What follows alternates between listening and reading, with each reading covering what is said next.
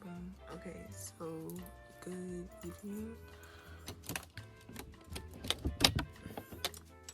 Welcome back to History According to McKenna. It's like 11 something at night, and I'm recording this so my conscience can feel really good before I go to bed for the rest of the night because I'm very tired. So, yeah. Today we're going to be looking at presidents from period 4, and during period 4, this is like America's established kind of in period 3, and period 4 is like where we're building our national identity and establishing our foreign and domestic affairs, and we see a lot of changes. So during this period we have more than 2 presidents, obviously, but I'm really gonna hit on some of the ones that I consider important. Not that they're not all important, but we're gonna essentially like kind of zoom through a few of these. So buckle your seatbelts.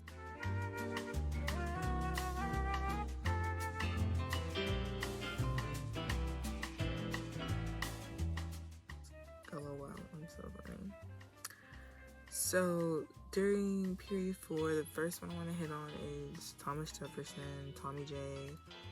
He's our third president, and he is a Democratic Republican, which is essentially the anti-federalist. I think they actually did call themselves anti-federalist. And before he gets into office, John Adams essentially kind of as the last hurrah hires all of these judges at like right before midnight, right before he can't do that anymore. They're called the Midnight Judges, and they're all Federalist judges who all sort of kind of like oppose Jefferson's views and what he stands for. And out of this, we get Marbury versus Madison, where there is a Federalist judge who did not get his papers, but he was appointed before midnight, and this goes up to the Supreme Court, and this essentially gives the Supreme Court the power of judicial review, which is where the justices can look at a law or a doing and determine on whether or not it's constitutional or not, in which many of our judges interpret the Constitution differently, obviously. And along with Jefferson also comes, obviously, our, it obviously comes the biggest purchase of land probably in American history, the Louisiana Purchase, that we essentially got for like 2 cents. Napoleon was selling land because he was in debt and Francis going broke. So Jefferson goes, hey, can I buy all this land for like $1.20? And like less than $1.20. And obviously Napoleon says yes. And it's like this huge land that helps to like open up America and kind of fulfill this, this belief, manifest destiny that America should be expanded from going from sea to shining sea. Which, you can have your thoughts on. I don't think America's meant to spread that far, but here we are, I guess. And then, of course, Jefferson appoints Lewis and Clark to go explore this new territory and map it, where they get the help of, I want to say, Sacagawea. And yeah, the Louisiana Purchase like doubled the size of America, but with it also came like whether or not these new territories were slave states or not, and to which the great higher ups decided this is a problem for the later folks. So, and then we also see the Embargo Act, which like is our first like kind of sort of major move. Our major move in the foreign world, like in the global arena. You know, we tell them like, hey, we're not gonna trade, or we're gonna like, you know, raise your tariffs on you. And this is like kind of pushing us in the direction of the War of 1812, which is our first war that's dealing with more than just America. And we actually see the War of 1812 under James Madison, and we do declare war on France and Britain. We have some that really they're like, we don't have to go into war. And then there are some like, yeah, America, war, bombs, and the Star Spangled Banner. I would say, can you see? Of course I can. And the War of 1812 is like, it's essentially America's big entrance into global affairs. It's like, hey, like at first, you know, it's just like, oh, that's America, like the ugly subtitle. Like now it's like, okay, cool, this is America, and America's kind of sort of asserting its dominance, which, and the way you see they did or they didn't, you know. And then we have Mr. James Monroe, who is he's kind of sort of the president during like the era of good feelings. So his presidency is pretty copacetic, and he doesn't really have to worry about too many things. But he has a qualm with the European powers coming into Latin America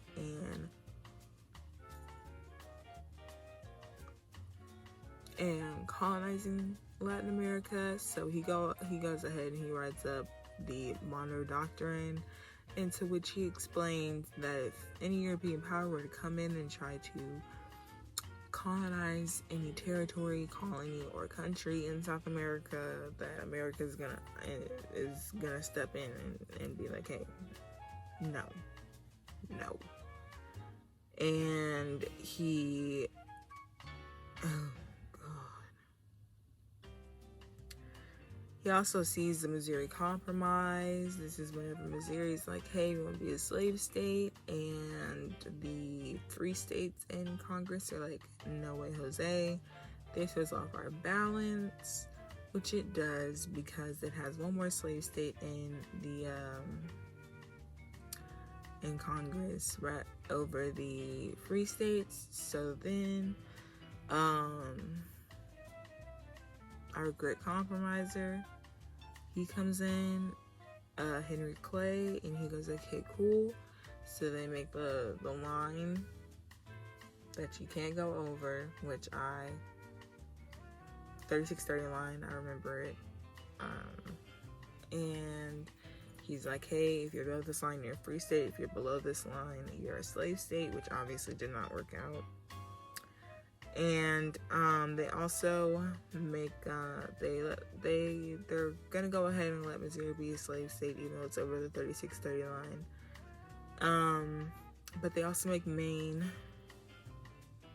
Yes, they also make Maine, and that's a free state. So now the balance is restored.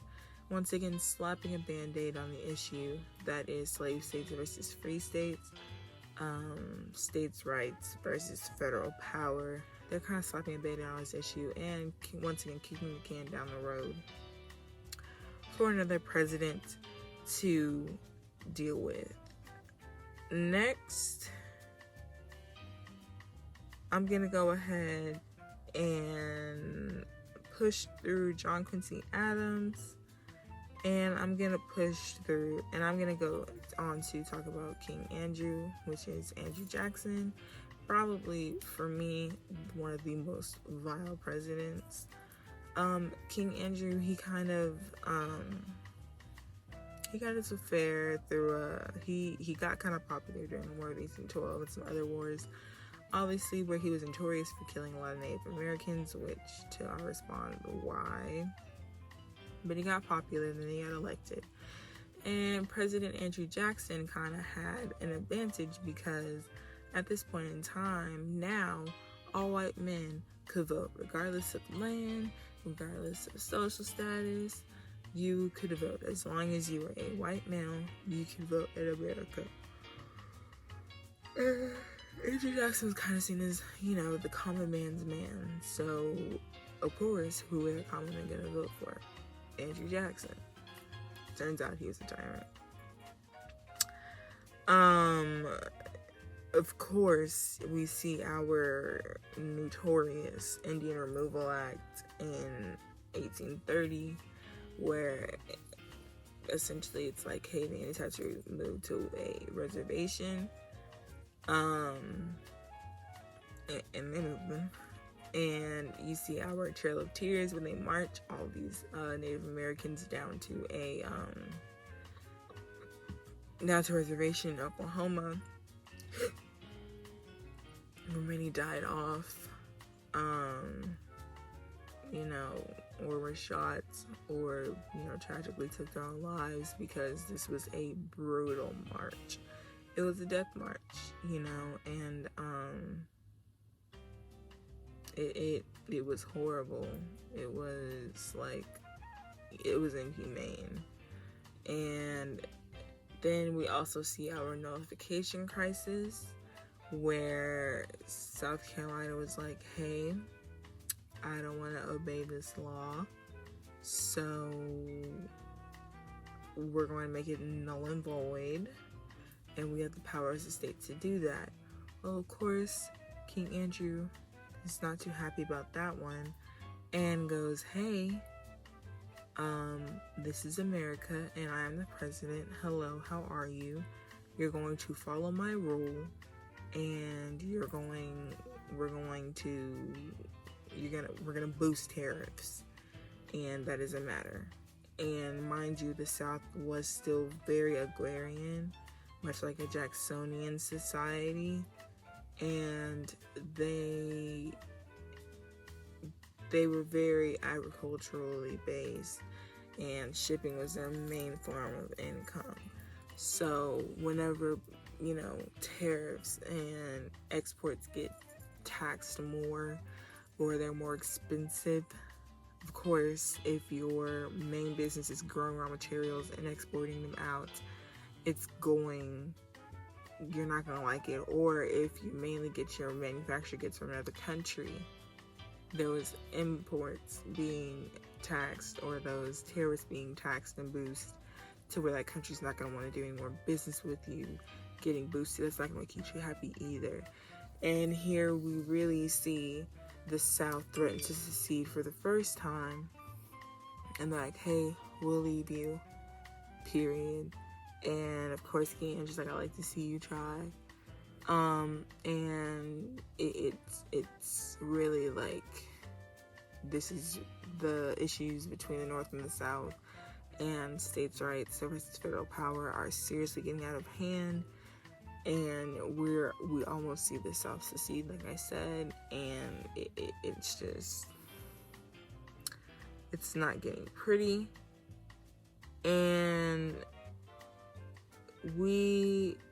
that's all really for all of the important presidents, according to me. All these presidents, you know, in the beginning, the presidents were like our Thomas Jefferson through James Monroe. They were really expanding America and getting America established in a global theater. And then, you know, James Monroe all the way through even John Tyler, who I did not touch on, but he was also the last president in period 4. They're kind of sort of seeing the North and the South becoming more separate, and they're putting these temporary fixes before the inevitable happens and America breaks out into chaos. So I hope you enjoyed this video. I'm gonna go to bed now. And thank you guys so much for watching History According to McKenna. Bye.